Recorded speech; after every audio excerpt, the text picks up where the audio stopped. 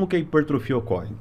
Tinham assim as três principais teorias, as três principais vias, que era tensão mecânica, estresse metabólico e dano muscular. Antigamente o pessoal pensava que era só o dano muscular, que você ia lá, rompia a fibra, daí vinha a proteína, entrava ali e o músculo ficava maior, mais forte.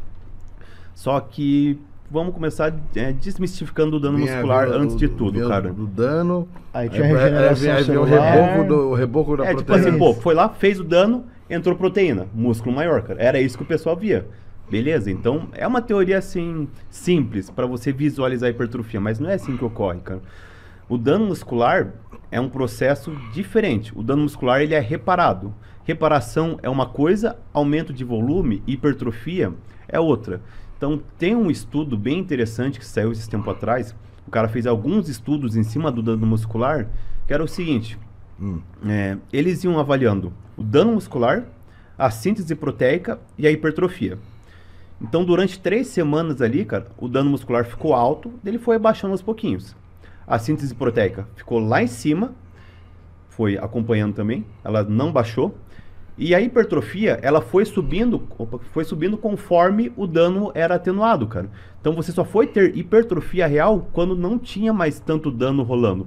Porque o que acontece, cara? Você tem um dano muscular, teu corpo ele vai enviar proteínas para reparar esse dano.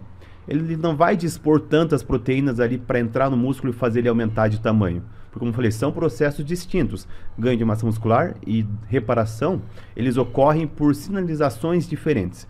Então, eles separaram isso nesse estudo. Então, então dano muscular não é um fator que ocasiona a hipertrofia diretamente. E ainda, se você tem muito dano muscular, cara, sempre você trabalha com dano muscular, cara, você vai pegando essa síntese proteica, enviando para reparação e não vai ficar sobrando proteína para que ocorra o ganho de massa muscular, que é o que a gente quer, cara. Então, você não quer um treino que fica ali todo o treino destruindo o teu músculo, rasgando, rompendo. Você quer passar por esse processo adaptativo, que é reduzir o dano, para que aí a adaptação do ganho de massa muscular comece a ocorrer de verdade. O que se vê é que assim, o dano muscular ele talvez tenha um papel assim de contribuir para dar sustentação para a hipertrofia. Que ele ocorre, daí ocorre uma proliferação ali a nível celular, de mionúcleo, célula satélite, um negócio mais complicado, que são partes celulares que fazem a síntese proteica, mas fazem a síntese proteica justamente para reparação do dano. Então, o dano ele é atenuado conforme você vai se adaptando àquele estímulo. Então, conforme você se adapta, você vai reduzindo a dor muscular. Esse é outro mito também que tem que desmistificar. Então, quando você para de ter dano, é que realmente você começa a ter ganhos.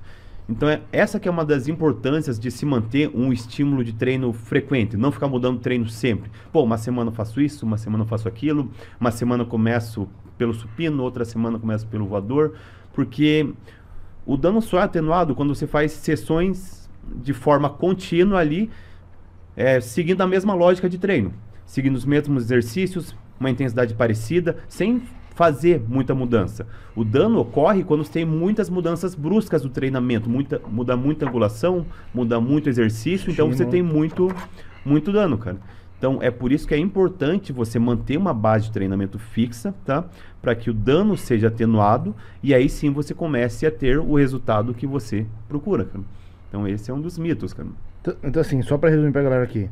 Então, como é que a hipertrofia ocorre de verdade? Que tipo de estímulo você precisa dar para você crescer o músculo? Aqui a gente descartou o dano. Falou que ele talvez dê sustentação. O dano, então, deixando claro, é a questão do rompimento de fibra. Isso, você rasgar fibras. E um ponto importante. Dano em excesso, cara, causa lesão. Claro. Você começa ali microlesão, microlesão, microlesão. As microlesões vão se juntando, fazem uma macrolesão e aí que ocorre rompimentos, cara. Isso ocorre quando? Quando você não tem uma periodização adequada, quando você não mantém os exercícios, quando você não respeita os princípios da recuperação. Então, como que a hipertrofia ocorre? Sobrou agora a tensão mecânica e o estresse metabólico, cara. A tensão mecânica, pelo que se sabe, é o que tem comprovação real de que causa hipertrofia. Já foi visto lá nos estudos dos caras que eles veem a nível celular que a tensão assim desencadeia reações que sinalizam a síntese proteica. E o que é essa tensão mecânica? A tensão mecânica ela é formada pela magnitude da carga e pelo tempo sob tensão. E a magnitude da carga é o quê? Ela é fruto tanto do peso externo que está lá, que você está lutando para resistir, do peso que você usa, quanto da força que está sendo gerada pelo seu músculo. E isso é o que ocasiona a tensão mecânica, esses dois fatores, magnitude e tempo sob tensão. Então o teu músculo ele vai lá, ele sente tudo isso, ele consegue sentir o que está acontecendo, tá? O músculo ele sente de certa forma, então ele traduz toda essa física aí de força, de resistência, traduz isso em sinais bioquímicos que geram a síntese proteica e geram a hipertrofia. E esse é o processo chamado como mecanotransdução. Tensão mecânica gera mecanotransdução, que gera o ganho de massa muscular. Então o pessoal viu esse conceito, pô, a magnitude da carga, o tempo sob tensão, eles se prenderam no quê? No tempo sob tensão, cara. Todo mundo só fala de tempo sob tensão, pelo menos falaram sobre isso muito tempo. Ignoraram completamente a magnitude da carga, cara. E o que começou a acontecer? Foi aí que começou a acontecer invenção de trocentas técnicas para aumentar o tempo sob tensão. Começaram a fazer o super slow, começaram a fazer o M-Tut, começaram a fazer técnicas de isometria, que eu não vou nomear nem nada, mas isso que eles começaram a fazer. Começaram a tentar fazer com que a contração se tornasse muito lenta ali, aumentaram muito a cadência do movimento. E o tempo sob tensão, ele é uma consequência, cara. O tempo sob tensão... Deram mais importância pro tempo sob contenção do que o restante. Exato, cara. Faz parte também. Faz parte, mas não é só aquilo. Não é só aquilo. Não é só aquilo. E, cara, entrando assim numa parte mais especulativa, eu e outros treinadores acreditamos que os dois não têm o mesmo peso na balança. Provavelmente a magnitude da carga é um pouquinho mais importante que o tempo sob tensão, cara. Tá. E o tempo sob tensão, ele é uma consequência do tanto de repetições que você faz, do teu volume de treino, repetições, séries, tudo isso está gerando tensão no músculo, então ele acaba sendo uma consequência. Já tem muitos estudos hoje que mostram que você lentificar exageradamente o movimento, cara, traz menos hipertrofia. Por quê? Você tem que sacrificar a sobrecarga, tem que sacrificar o peso que você está usando, e além disso, você reduz a ativação muscular em movimentos muito lentos. Porque quando você trabalha com uma sobrecarga mais alta, a ativação muscular ela é aumentada. Não adianta você falar, vou focar no músculo para contrair um pouquinho mais. Não, você tem que ter a sobrecarga fazendo essa pressão para que você gere força e tenha ativação muscular. Então, o tempo sob tensão ele foi superestimado, foi deturpado esse conceito, deixaram de lado a magnitude da carga. E eu e outros treinadores acreditamos que talvez a magnitude seja um pouquinho mais importante, porque, cara, pensa o seguinte, você vai lá, pega, faz uma série de 50 repetições. Tá. Tua carga vai ser horrível, mas o tempo sob tensão vai ser gigantesco. Então, pega daí no outro extremo. Faz uma série lá de 1 a 2 repetições máximas apenas, cara, com uma carga gigantesca. O que vai dar mais resultado, cara? Vai ser ali as poucas repetições numa magnitude de carga mais alta. Já tem estudos mostrando que intensidades acima de 30 repetições, cara, você fazer 50, 60, 70, que eu já vi treinos assim, cara, repetições, não tem um estímulo adequado para hipertrofia, porque a carga é muito baixa, cara. Então você pode trabalhar ali até 30 repetições no máximo. E o ideal ali, pensando assim num equilíbrio das coisas, é justamente isso, você ter equilíbrio. Você ter uma magnitude de carga boa, mas você ter também um tempo sob tensão adequado. Você tem que saber equilibrar as coisas para poder jogar de uma forma que você tenha um melhor estímulo para a hipertrofia. E o que a ciência defende hoje são intensidades de 6 a até 30 repetições. Alguns estudos defendem. Só que até 30? Até 30. Oh. É o que as revisões bem amplo, defendem. Bem amplo. Não ir acima disso. Daí tem uns estudos mais recentes que tentaram deixar isso mais preciso, cara. Eles estreitaram um pouquinho esse laço.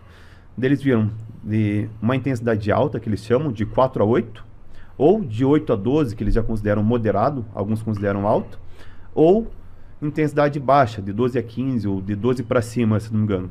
E eles viram que, cara, o resultado não é tão diferente para a hipertrofia, mas você tem uma tendência melhor de resultado aonde? No 8 a 12, cara.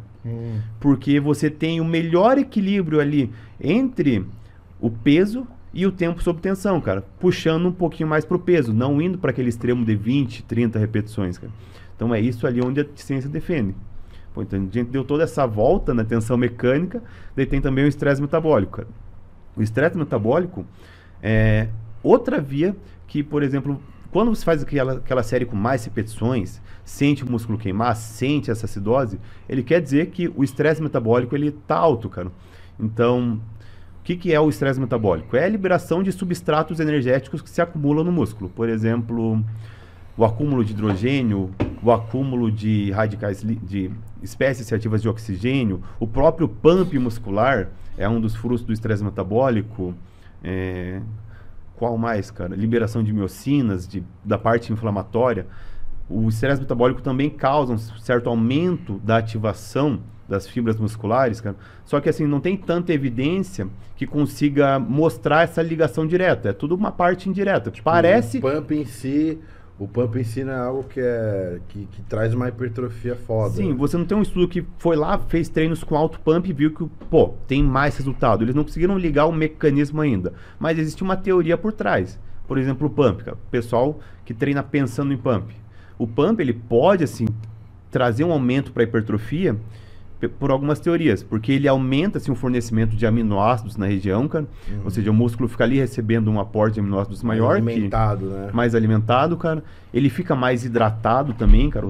E um ambiente hidratado é fundamental para você ter o ganho de massa muscular. Você não tem muita síntese proteica em um ambiente desidratado. Na verdade, quando está desidratado, você fica muito mais suscetível ao catabolismo, à apoptose celular, cara, perder células musculares.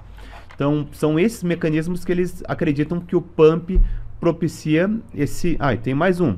Eles acreditam que o inchaço ali dentro da célula, ele causa uma pressão nas paredes celulares, cara, que também é entendido como tensão mecânica. Então, eles teorizam em cima desses mecanismos. E os estudos também com restrição de fluxo sanguíneo, cara, que foi algo que, pô, puxou mais um pouquinho... Que assim, o estresse metabólico começou... oclusão. O estresse metabólico começou assim a ser deixado de lado um pouco. Daí vieram os estudos com treinamento com oclusão. Que, cara, tem um estresse metabólico gigantesco e uma carga baixíssima. E eles viram que, cara, um treinamento de oclusão, mesmo com essa carga reduzida, só que com puta estresse metabólico, eles conseguem ter um resultado bem similar com o treinamento com altas cargas, cara. Pô, o cara usando uma carga de 30% de um RM, que é algo em torno de 40, 50 repetições, nesse caso aqui, tá? Especificamente na oclusão, eles viram que conseguiram equalizar o resultado com uma carga de 10, 12 repetições, cara. E ter um ganho de força também similar, mesmo usando uma carga baixa, cara. Então o negócio do treino de oclusão, ele está sendo bem investigado, mas é algo que o pessoal ainda está tentando entender muito bem como ele funciona. Sabem que funciona, mas tem que explicar melhor a fundo como que ele é, cara. Então são essas vias, tensão mecânica e estresse metabólico, que são as principais que desencadeiam a hipertrofia.